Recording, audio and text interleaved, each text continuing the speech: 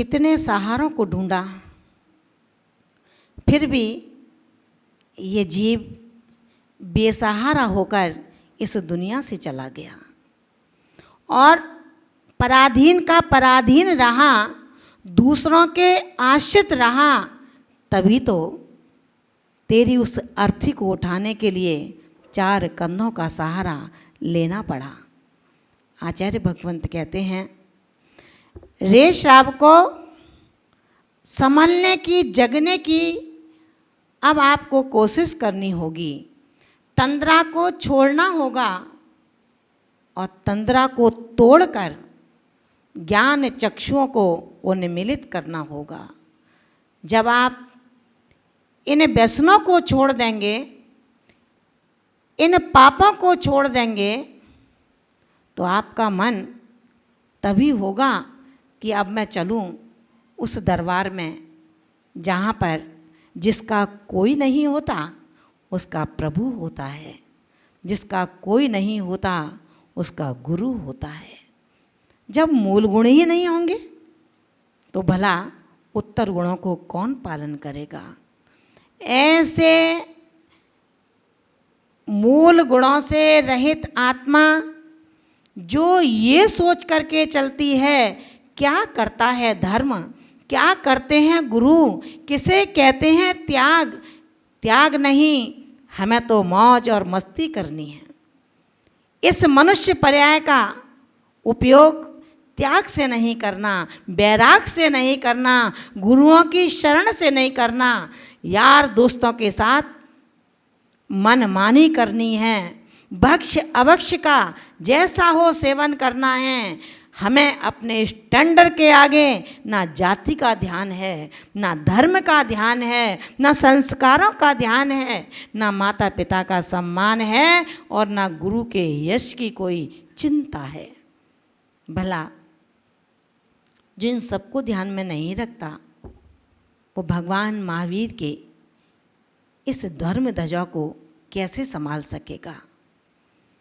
आचार्य भगवंत कहते हैं कि जब तुमने इतने सहारे ढूंढ लिए फिर भी तुम बेसहारे रहे, असहाय रहे, पराधीन रहे, तो क्यों नहीं ढूंढते उस सहारे को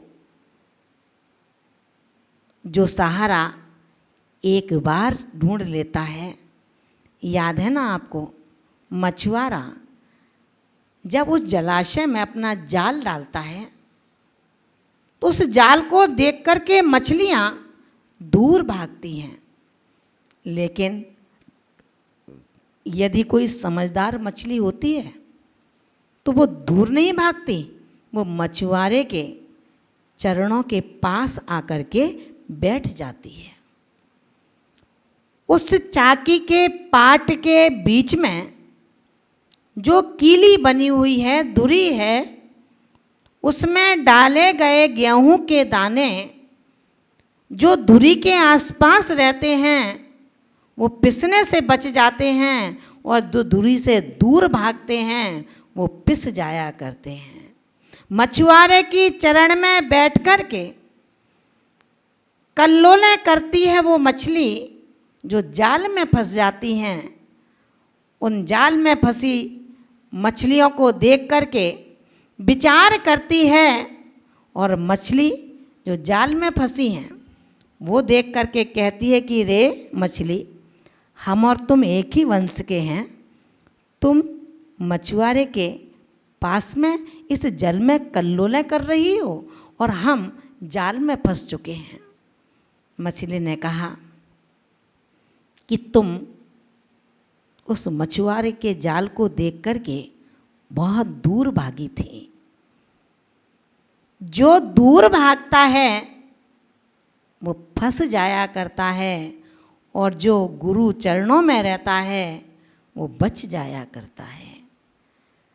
कहा गया है, आचार्य मानतुंग स्वामी जब 48 तालों में बंद कर दिए गए, उन्होंने अपने हौसलों को नहीं खोया, अपने श्रद्धान को तोड़ा नहीं, वरन अपने इष्ट का स्मरण किया और पहुंच गए तीर्थंकर आदिनाथ स्वामी के पाद मूल में, उसका ही ये वजह हुआ। उन्होंने पहले ही काव्य में लिख दिया, बालम बनाने बहुजले पतिताम जनानाम। जो भगवान आदि ब्रह्मा आदिश्वर तेरी शरण को प्राप्त हो जाता है, वो संसार रूपी समुद्र में पतित होने से, गिरने से बच जाया करता है। महानुभावों, इसीलिए कहा है तू इतने दुनिया भर के रिश्तों को मत ढूंढ, मत मित्रों को तलाश, मत मित्रों के साथ मौज मस्ती कर, मत शराब के प्यालों को छू। अगर तुझे कुछ लेना है, बोध ही करना है, नशा ही करना है, तो क्यों नहीं जुड़ जाता उनके साथ में जो रात दिन का भेद नहीं जानते। जब भोगी दुनिया सोती है तब योगी अपने आत्मा का अनुरंजन कर रहा होता है। जब सारी दुनिया घोर रात्रि समझ करके भोगों में लगती है, उस समय वो योगों का पुजारी अपने योगों के चंचलता को रोककर आत्म अन्वेषण में लगा होता है। ऐसों के साथ अगर बैठेगा तो ध्यान रखना, तू पतित होने से बच जाएगा, तू पिसने से बच जाएगा, जाल में फंसने से बच जाएगा। ये झूठे सहारे तेरी जिंदगी को कभी जिंदा जिंदगी नहीं बना सकते हैं। इसीलिए कहा है मत ढूंढ सहारे दिल, सहारे टूट जाते हैं, जोश लहरों में आता है, किनारे छूट जाते हैं। ऐसे सहारों को ढूंढ करके हमने अपनी जिंदगी को बर्बाद किया है। मद्य, मांस और मधु का सेवन हम दिल खोल करके करते हैं। कभी भी कोई औषधि अगर मधु में बताई गई तो हमारे जैन दर्शन का जिनागम कहता है इसकी जगह आप शक्कर की चाशनी भी बना सकते हो, जिसमें अपनी औषधि का सेवन करें। यानी हम हिंसा से कैसे बच सकते हैं, हम अहिंसक कैसे बन सकते हैं। आचार्य भगवंतों ने नाना प्रकार के उदाहरणों के माध्यम से, नाना प्रकार के दृष्टांतों के माध्यम से, प्रमाणों के माध्यम से हमें बताने का पुरुषार्थ किया है। चाहे वो आचार्य अमृतचंद स्वामी हों, जिन्होंने समय सार के कलश लिख करके अपनी लोक ख्याति को इतना बढ़ा लिया, दे और देरी की भिन्नता को जब उन्होंने अपने समय सार कलश के माध्यम से पाठकों के लिए परोसा, तो शायद लगता है आध्यात्म का जो जलाशय है वो छोटा नहीं और बड़ा नहीं, बहुत बड़ा है। लेकिन उसको पढ़ने का साहस सिर्फ वो कर सकता है जिसने विधिवत आगम को जाना है। आगम को बिना जाने जो आध्यात्म में प्रवेश कर जाना चाहे, वो ऐसा ही है जैसे जड़ के बिना वृक्ष और नींव के बिना भवन और मूल गुणों के बिना श्रावक। हमें ना हम वृक्ष हैं, ना हम मकान हैं, आप हैं तो एक श्रावक हैं। जैन कुल में जन्म लेने के बाद इन चीज़ों का सर्वथा त्याग होना ही है। अगर आप इनका त्याग नहीं करते हैं, अगर आप इनका मन माना सेवन करते हैं अथवा अपनी मनमानी करते हैं, रात्रि में आपको खाना है, रात्रि में आपको पीना है, ये जैनों की संगति नहीं है। जैनेतर जो शुद्ध परंपरा का पालन करते हैं वो भी रात्रि में भोजन नहीं करते, रात्रि में पानी भी नहीं पीते। ऐसे जैनेतर आत्मार्थी आवश्यक नहीं है कि हम जैन कुल में जन्म लेकर के मोक्ष केवल जैनों को मिलता हो। जो जैन सिद्धांत का पालन करता है, अहिंसाणु व्रत का पालन करता है, सत्याणु व्रत का पालन करता है, अचौर्याणु व्रत का पालन करता है, ब्रह्मचर्याणु व्रत का पालन करता है और परिग्रह परिमाण व्रत का पालन करता है। आचार्य समंत भद्र स्वामी कहते हैं, इन मूल गुणों का पालन करने वाला ही उत्तर गुणों में प्रवेश कर सकता है। इसी के साथ पंडित आशाधर जी ने सागर धर्मामृत के अंतर्गत 8 मूल गुणों को इस तरह बताया। मध्य मास मधु का त्याग 3, एक रात्रि भोजन, 5 उदंबर फलों का त्याग, उन्होंने 5 उदंबर फल एक में ही गिने हैं। पंच परमेष्टि को नमस्कार, जीव दया का पालन और जल छान करके पीना।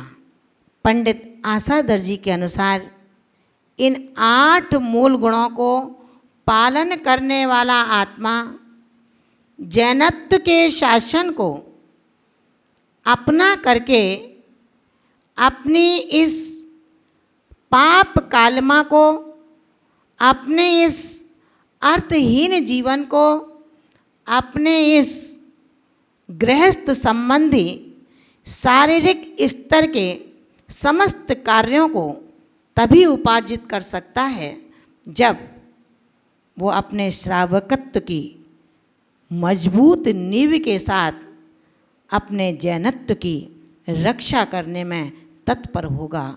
जिसने जैनत्व की रक्षा नहीं की, जिसने अपने इस जाति और कुल की रक्षा नहीं की, जिसने हिंसादि पापों का त्याग नहीं किया, मांसादि का सेवन का त्याग नहीं किया, अब प्रश्न ये उठता है कि आप डायरेक्ट मांस नहीं खाते हैं, आपकी थाली में वो मांस के टुकड़े नहीं हैं, लेकिन जो रात्रि में भोजन करता है, आचार्य अमृतचंद स्वामी ने ये कहा कि वो अन्न का पिंड भी रात्रि में मांस पिंड के खाने के समान है। वो पानी जल जिसको आप पीते हैं रात्रि में, वो भी रुधिर पीने के समान है। आचार्य भगवंत ने जब हमें मूल गुणों की व्याख्या में ये बता दिया, तो भला विचार ये करना है कि हम ना शरीर की शुद्धि का ध्यान रख पाते हैं, ना अपने व्रतों की मर्यादा को जान पाते हैं, ना अपने धर्म को समझ पाते हैं, और ना ही गुरुओं के उपदेश को ग्रहण करके धारण करने की क्षमता आपके अंदर मौजूद है। आप तो प्रदोष काल बता करके, पंचम काल को पाप काल बता करके हर क्षेत्र में बचना चाहते हैं। अगर आपसे कहें भाई गृहस्थ संबंधी आपकी औपचारिकताएं पूरी हो गई हैं, अब वानप्रस्थ आश्रम को ग्रहण करो, तो आपके पास ना जाने कितने सारे बहाने हैं जो आप बहुत अच्छी तरह वाक् चातुर्यता से उन गुरुओं को समझा देते हो। भला एक आत्मा उस मोक्षार्थी को, उस मुमुक्षार्थी को, उस शोधार्थी आत्मार्थी को भला क्या समझा पाएगा? उसका क्या जाता है? जाता है तो सिर्फ तेरा जाता है। आज जो इस जिंदगी के अंदर कष्ट हैं, परेशानी हैं, दुख हैं, पीड़ाएं हैं, अड़चनें हैं, उलझनें हैं, वो क्यों हैं? ऐसे अंतराय क्यों हैं कि एक अच्छा व्यापार किया है लेकिन व्यापार में अर्थ का अर्जन नहीं हो पा रहा? ऐसी विघ्न बाधाएं क्यों हैं कि गृहस्थ जीवन को स्वीकार किया है लेकिन वंश को बढ़ा नहीं पा रहा? ऐसी कौन सी उलझनें हैं कि मैंने गृहस्थ धर्म को अपनाया है लेकिन परिवार के अंदर कुल की वंश परंपरा को चलाने वाला कोई पुत्र रत्न नहीं है? इसके पीछे कारण क्या है? इन कारणों को जानने के लिए हम इसी मूल गुणों के माध्यम से, अणुव्रतों के माध्यम से, उत्तर गुणों के माध्यम से, 12 भावनाओं के माध्यम से ये समझेंगे कि यदि हमारे जीवन के अंदर नींव है तो भवन भी सुंदर है। मूल गुण के अंतर्गत जो समंतभद्र स्वामी ने 5 अणुव्रतों के ग्रहण करने की बात कही है, उन अहिंसाणुव्रत को, उस सत्याणुव्रत को, उस आचर्याणुव्रत को, ब्रह्मचर्याणुव्रत को और परिग्रह परमाणु व्रत को हम समझने की कोशिश करें। अगर इन व्रतों को समझ करके हम 1, 2, 3 क्रम से इन कक्षाओं को, दर्जों को बढ़ाएंगे। अणुव्रति का मतलब देश व्रत को धारण करना। एक देश व्रत को जो धारण करता है वो अणुव्रति कहलाता है। मूल गुणों को धारण करने वाला सबसे पहला कदम श्रावक के लिए मूल गुणों का पालन, उसके बाद उत्तर गुणों की ओर बढ़ता है। मूल गुण के लिए हम अचार, मुरब्बे, पापड़, बड़ी जो बाज़ार से तैयार मिलती हैं, प्रमादी हम इतने हैं कि आपकी पत्नी कुछ करती नहीं है, रेडीमेड सामान बाज़ार से लाओ और बनाओ और खाओ, जिसके अंदर अनंत जीवों की राशि का जन्म हो चुका होता है। ऐसे अचार, मुरब्बे को, पापड़, बड़ी को हम खाते हैं, जिसमें हमें मध्य का भी दोष लगता है, मांस का भी दोष लगता है और मधु का भी दोष लगता है। इन दोषों को कैसे छोड़ा जाए, इन दोषों से कैसे उन्मुक्त हुआ जाए, कैसे करूं अपने पापों का मार्जन, ये कौन विचार करेगा भैया? जो पापों से भयभीत होगा, जिसे दंभ नहीं होगा अपनी इस मानव पर्याय पर, उसे भय होगा कि मेरे जीवन के 50 वर्ष निकल गए, 40 वर्ष निकल गए, 30 वर्ष निकल गए, अब बचे कितने हैं। गुरुओं के चरणों में बैठकर समझकर उसका त्याग करूं और अपनी अगली पर्याय को सुंदर बनाने की कोशिश करूं। इस मनुष्य पर्याय से मेरी दुर्गति ना हो, वरन मैं सुगति का पात्र बनूं और सुगति का पात्र बनकर पुनः इन अणुव्रतों के साथ महाव्रतों के एक सुंदर महल का निर्माण कर सकूं।